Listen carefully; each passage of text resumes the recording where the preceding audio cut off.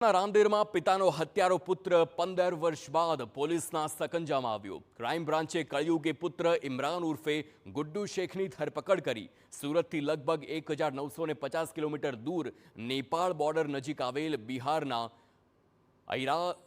રામપુરા ગામમાંથી આરોપીને ઝડપી પાડવામાં આવ્યો। આરોપીએ વર્ષ 2011માં પોતાના પિતાની ઘાતકી હત્યા કરી હતી। કામ ધંધો ન કરતો હોવાથી પિતાએ ઘર સે નિકલ જા કહેતા ગુસ્સે ભરાયેલા આરોપીએ રોટલી વીણવાના ચીપિયા વડે પેટ તેમજ ગળાના ભાગે ઘા કરી પિતાની હત્યા કરી નાખી। આ દરમિયાન પિતાને છોડાવવા આવેલ માતાને પણ ગંભીર ઈજાઓ પહોંચાડી આરોપી ફરાર થઈ ગયો હતો।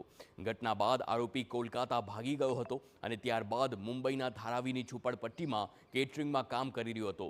રમજાન માસ દરમિયાન વતન બિહાર જતા સુરત ક્રાઇમ બ્રાન્ચે ફિલ્મી ઢબે પીછો કરી તેને રામપુર ગામમાંથી ઝડપી પાડ્યો।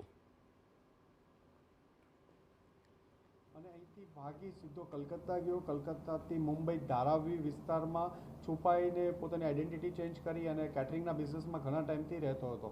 ત્યાંથી નેપાળ અલગ અલગ જગ્યાએ ફરતો પણ રહેતો હતો।